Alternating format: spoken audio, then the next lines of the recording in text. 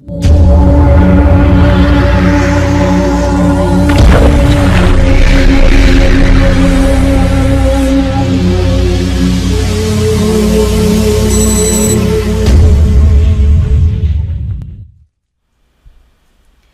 are a few performance catamarans around. We've got one in particular called Tiger Lilly, and she's available for charter.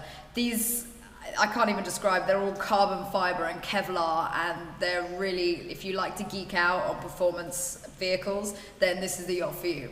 Enjoy this video for Tiger Lilly. LSB baby, let's sail some boats.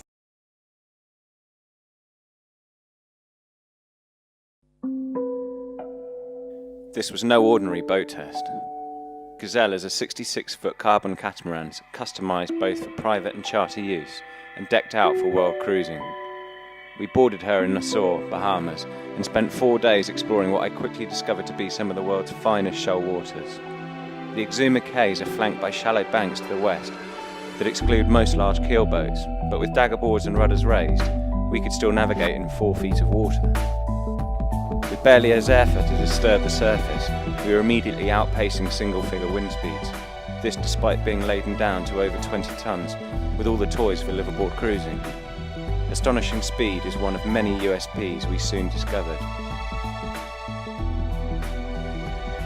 Conceived initially by Peter Johnston to be the ultimate fast luxury cruiser to take his family ocean sailing, gunboats have been produced in Cape Town for the last decade, this one following a 62 and a 48-footer.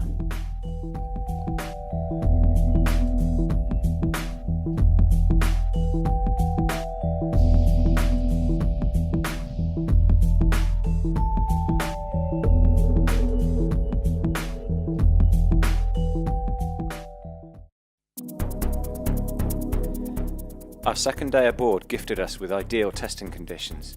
The Force 6 to 7 accompanied a passing front, providing a potent fuel mix to witness her performance potential. Being able to instantly change gears from a pleasure platform that can sedately chew away sea miles, to unleashing her inner animal, power reaching under main and screecher is electrifying. It's like having a Winnebago that converts into a supercar.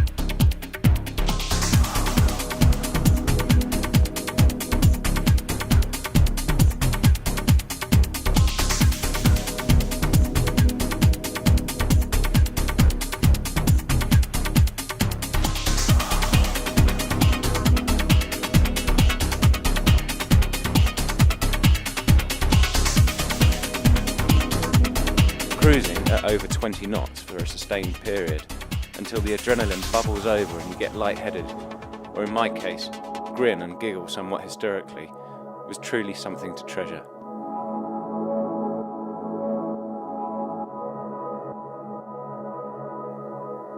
Time to wind down, let the pulse recuperate and appreciate the continued charms of non-healing luxury.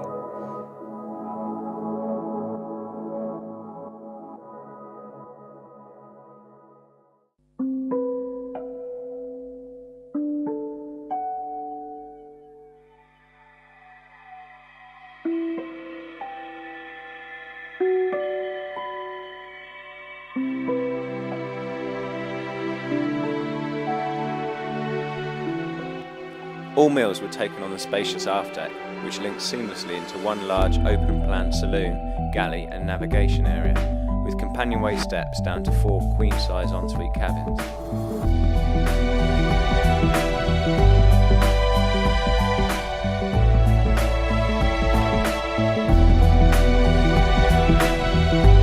Here we are in the forward cockpit, which is a real focal area of a gunboat because it allows you to control all the sail systems in a very small protected area. You see how deep the coamings are around here. A lot of gunboats also have a secondary wheel out here, so you could be steering from here as well as the inside protection area inside. But you can see how well it's set up. You've got 2 powered winches, one there and one manual. And then you've got these deep cuddies for the sheets below. So you can lift the boards up here, you can control the sheets each side, and then you've got your main sheet and traveller on the manual winch in the middle. Plus, the anchor windlass comes all the way back to here with foot controls inside as well. So it's just one man can drop the anchor without even having to leave the cockpit. and it's just super simple and really easy for one person to control all sail systems on this boat. We are in the forward cockpit locker. Stowage on deck is not a problem in general, but check out how much space there is in here. We've got a spare rudder blade, windsurfing board and kit, stay sail, bike, 6 dive tanks, an air compressor, shelf for lines and fenders, another level below us which has got all your water skiing and wakeboarding and kite surfing kit. They've got every toy on this boat. Okay, we're in the walk-in engine room here, immaculate. There's 2 exactly the same in each hull. The only difference being is in the other one there's a generator across here. But you can see how tight it is. This is the water maker in here, and then if I just lift up this, one of the most silent engines because of the insulation being a box within a box, as it were. You've got access to a 75 horsepower Volvo. Fuel filters up here, water pumps, everything you need to get up really easily. And this is an engine room, very tidy. Proof that I wasn't going delirious, and pigs do swim. The Exuma Islands really are something out of this world.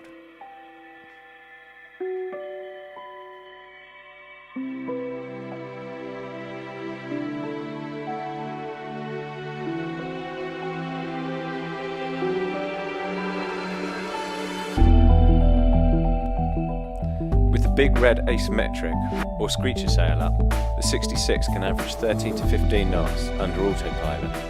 That's 300 nautical mile plus days, thanks to such easy and crucially non-tiring sail handling and motion at sea.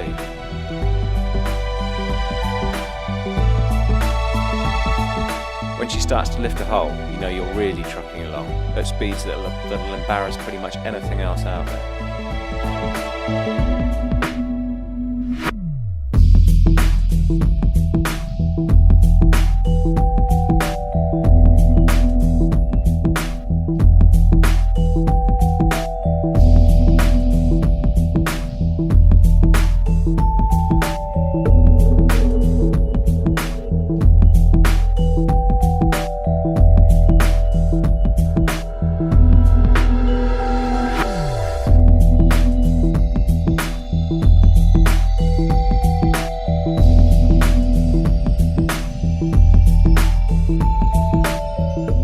You obviously need to celebrate this type of sailing.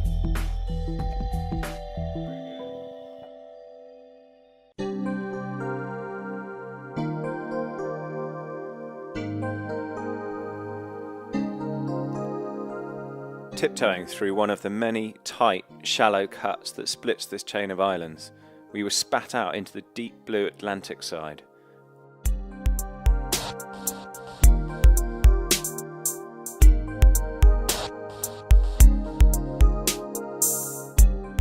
And into trade wind conditions that help cement just how easy that passage making potential is.